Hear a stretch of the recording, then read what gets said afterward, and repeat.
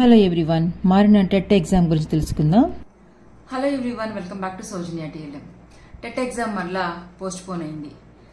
ఈ post phone అయిన విషయం కొంతమందికి బాధ కలిగిస్తుంది, కొంతమందికి హ్యాపీనెస్ ఇస్తుంది. ఎవరికి బాధ కలిగిస్తుందంటే, బాగా కష్టపడి ఇప్పుడు ఎగ్జామ్ పెట్టినా రాయాలి అన్నట్టుగా ఉండే వాళ్ళకి ఖచ్చితంగా బాధాకరణ విషయం. అంటే డేస్ ఎక్స్టెండ్ అయ్యే కొద్దీ మనలో ఒక రకమైన యాంగ్జైటీ మొదలైపోతుంది. కాబట్టి ఖచ్చితంగా బాగా చదివిన వాళ్ళు ఎగ్జామ్ లేట్ అయిపోతుంది అని బాధపడతారు. అయితే ఎవరైతే అనేక పరిస్థితుల వల్ల చదవలేక, మార్క్స్ పొందలేక వెనకబడిపోయి, అంటే చదువులో కాదు పరిస్థితుల వల్ల వెనకబడిపోయి టెట్ ఎగ్జామ్ రాయలేక, టీచర్ జాబ్ కొట్టలేక ఎంతో కాలం ఎదురు చూస్తున్నారో వారికైతే ఇది ఒక గొప్ప ఆపర్చునిటీ. మళ్ళా డేస్ ఎక్స్టెండ్ చేశారు కాబట్టి, షెడ్యూల్ మారింది కాబట్టి, కొత్తగా ప్రిపేర్ అయ్యే వారికి చాలా బెస్ట్ టైం నన్ను అడిగితే. అసలు ఎంత బెస్ట్ టైం అంటే అంత బెస్ట్ టైం వాళ్ళకి. కాబట్టి నేను ఒకటే చెప్పదలుచుకున్నాను. ఈ వీడియో చేసే ఉద్దేశం కూడా ఏంటంటే, బాగా ప్రిపేర్ అయిపోయి ఎగ్జామ్ ఇప్పుడు రాసినా మేము టీచర్ జాబ్ కొట్టేస్తాము అనుకున్న వాళ్ళకి నేను చెప్తాను ఏంటంటే, మీరు డీలా పడకండి. ఇప్పుడు ఏ స్పిరిట్ అయితే ఉందో ఆ స్పిరిట్ కంటిన్యూ చేయండి. అబ్బా అనుకుని వెనక్కి వెళ్ళకండి. స్ట్రాంగ్గా ఉండండి. ఎందుకంటే మీరు ఎప్పుడైనా రాస్తారు, అది గుర్తుపెట్టుకోండి. మీరు రాయగలరు కాబట్టి మీకు కంప్లీట్ థరో నాలెడ్జ్, మీకు అన్ని సబ్జెక్ట్స్లో 1 to 9 క్లాసెస్ వరకు మెథడాలజీ అన్నీ మీకు కూడా పర్ఫెక్ట్గా ఉన్నారు. కాబట్టి భయపడాల్సిన పని లేదు, దిగులు పడాల్సిన పని లేదు, ఆలోచించాల్సిన అవసరం అంతకంటే లేదు. కాబట్టి మీకేం చెప్తానంటే, అస్సలు డీలా పడకండి. అలాగే టెట్ కోసం ఎదురు చూస్తున్న వాళ్ళ కోసం చెప్తున్నాను. తమ్ముళ్ళు చెల్లెళ్ళు, నా మాట ఖచ్చితంగా వినండి. ఇంతకంటే మంచి అవకాశం రానే రాదు. ఎందుకంటే భగవంతుడు మీ పక్షంగా ఉన్నాడు.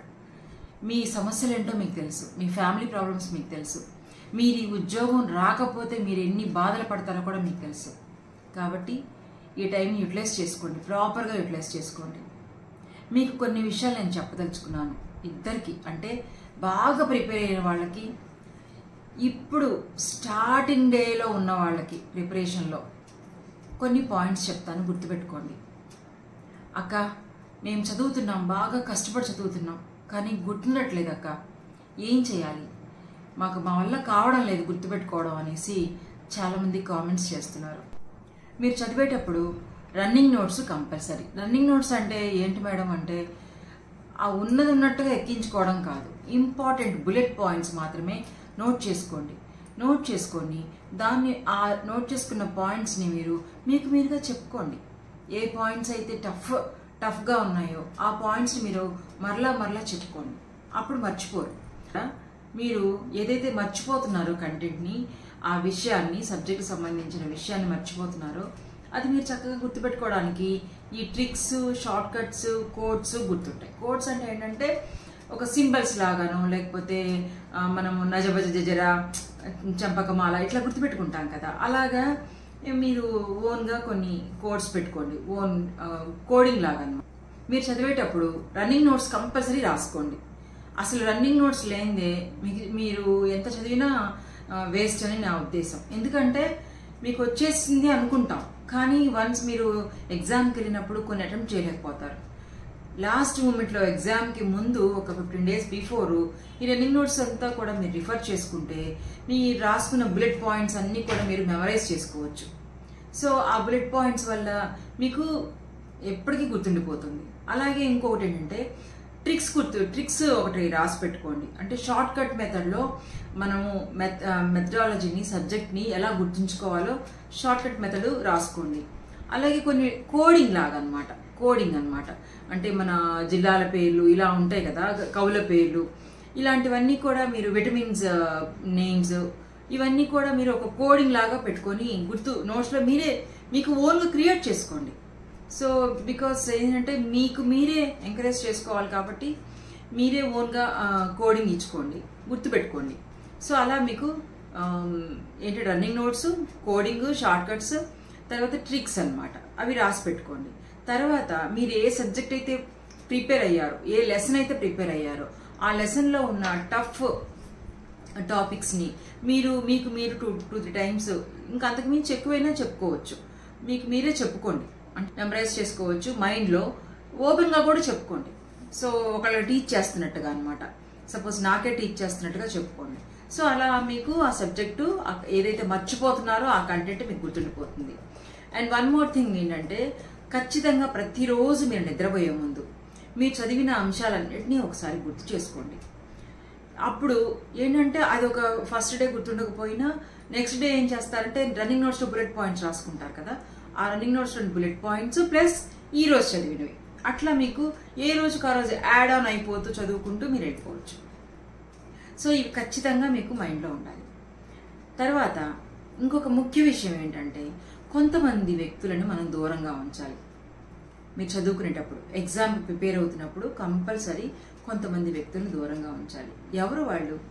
ఎవరైతే మిమ్మల్ని అబ్బా ఎన్నిసార్లు రాసావు, ఉద్యోగం రాలేదు, ఎందుకులే ఇంకా ఆపేసే అని మిమ్మల్ని వెనక్కి లాగుతారు చూడండి, వాళ్ళని మీ దగ్గర అస్సలు ఉంచుకోవద్దు, వాళ్ళని అసలు మీ దగ్గర చేరనివ్వద్దు. అలాగే మీ గురించి మీ యొక్క లక్ష్యాన్ని తక్కువగా చేసి మాట్లాడతారు. అంటే ఇవి ఎక్కువగా ఎవరిలో జరుగుతుందంటే మ్యారీడ్ అంటే ఫ్యామిలీస్లో జరుగుతుంది. ఏం చదివావులే ఆపు, ఇంకా చాలే, ఇంట్లో పనులు చూసుకో అనే ఇన్లాస్ కూడా ఉంటారు. లేకపోతే ఏదో ఒకటి దానికి చేసుకొని బ్రతికేసి ప్రైవేట్ స్కూల్స్కి వెళ్ళిపో అని చెప్పే పేరెంట్స్ కూడా ఉంటారు. అటువంటి వాళ్ళ మాటలు మీరు వినకండి. మీరు బాగా చదువుతారు, మిమ్మల్ని ఎలాగైనా డిస్టర్బ్ చేయాలనుకునే వాళ్ళకి దూరంగా ఉండండి.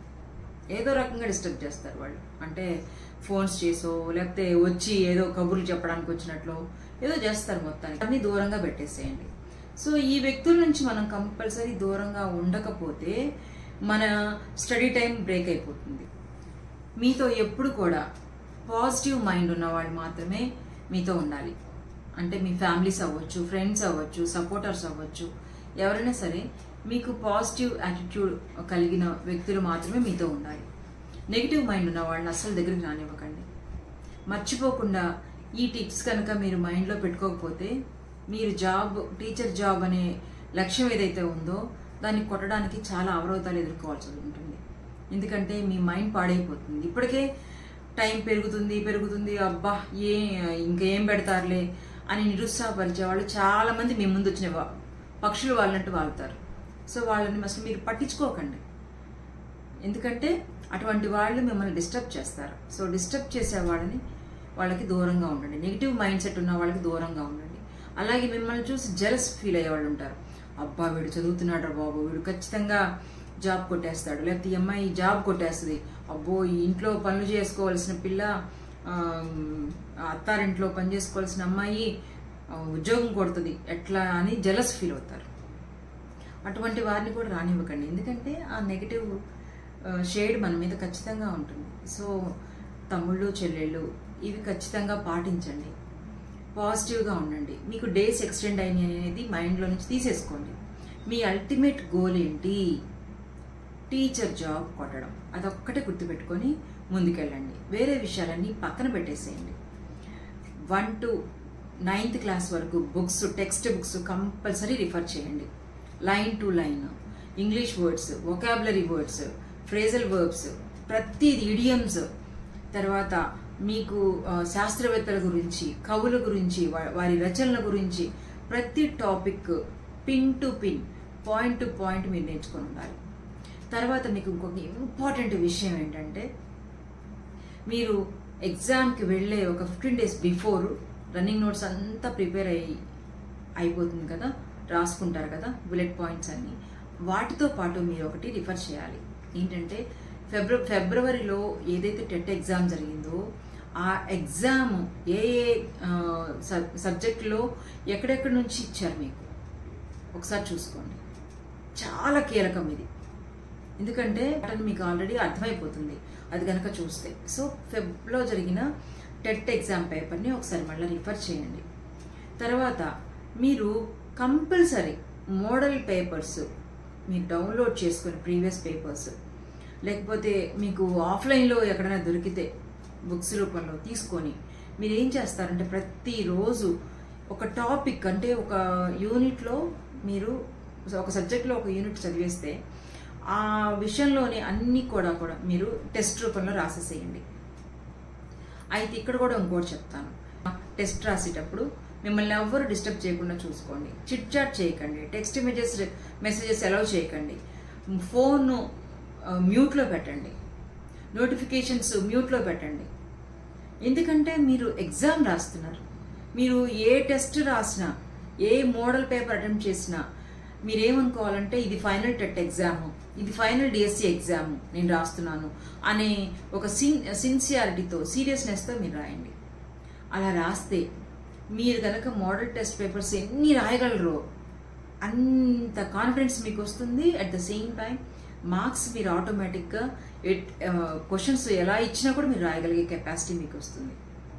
సో తమ్ముళ్ళు చెల్లెళ్ళు మీరు గుర్తుపెట్టుకోండి, ఈ పాయింట్స్ మర్చిపోకుండా ఉండండి. నేను ఈరోజు ఈ వీడియో ఎందుకు చేస్తున్నానంటే చాలామంది అంటే నాకు తెలిసిన వాళ్ళే ఏం చెప్పారంటే మళ్ళా ఎక్స్టెండ్ అయిపోయింది, పోస్ట్పోన్ అయిపోయింది ఎగ్జామ్, అయ్యో అని అంటూ నేను విన్నాను. సో నాకు కాల్ చేసి కూడా అడగడం జరిగింది. సో అందుకని మీకు ఈ వీడియో చేస్తున్నాను. డిసప్పాయింట్ అవ్వకండి. ఎప్పుడు కూడా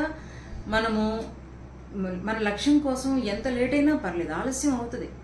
5 సార్లు 6 సార్లు రాసిన వాళ్ళు ఉంటారు, అయినా కూడా వాళ్ళు వెనకంజ వేయరు. ఎందుకంటే వాళ్ళ లక్ష్యం ఏంటి, టీచర్ జాబ్ కొట్టాలంతే. జాబ్ అవసరం. ఇంకా మనం ఈ టీచింగ్ ప్రొఫెషన్ ఇష్టపడిన తర్వాత వేరే చోటకి వెళ్ళలేము, వేరే పనులు కూడా చేయలేము. కాబట్టి మీరు డీలా పడకండి. బాగా ప్రిపేర్ అయిన తమ్ముళ్ళు చెల్లెళ్ళు మీకు చెప్తున్నాను, మీరు ఎప్పుడైనా రాస్తారు. సో వరీ అవ్వకండి, ఎందుకంటే ఆల్రెడీ టీచర్ అపాయింట్మెంట్ ఆర్డర్స్ మీ చేతుల్లోకి వచ్చేసాయి. సో మీకు ప్రాబ్లం ఏం లేదు, అసలు నిరుత్సాహపడకండి. అదే జీల్తో, అదే జాయ్తో, అదే ఫైర్తో ఉండండి. ఇంకా వచ్చిందల్లా ఏంటంటే జస్ట్ ఇప్పుడు ప్రిపరేషన్ స్టార్ట్ చేసిన వాళ్ళకి best time, lucky time, favourable time. కాబట్టి నేను చెప్పిన ఈ పాయింట్స్ అన్నీ కూడా మీరు మైండ్లో పెట్టుకొని ముందుకెళ్తారని ఆశిస్తున్నాను. భగవంతుడు ఎప్పుడు వినాలని, మీకు మంచి బ్లెస్సింగ్స్ ఇవ్వాలని, మీకు తోడుగా ఉండాలని, మీరు అనుకున్న లక్ష్యాన్ని చేరుకోవాలని, టీచర్ జాబ్ ఖచ్చితంగా కొట్టాలని మనస్ఫూర్తిగా కోరుకుంటున్నాను. ఈ అక్క ఆశీస్సులు కూడా ఎప్పుడు ఉంటుంది. మీకు ఏదైనా డౌట్స్ ఉంటే ఖచ్చితంగా మీ కామెంట్ సెక్షన్లో కామెంట్ చేయండి, నేను ఖచ్చితంగా రిప్లై ఇస్తాను. God bless you all, love you all, bye, see you later, bye.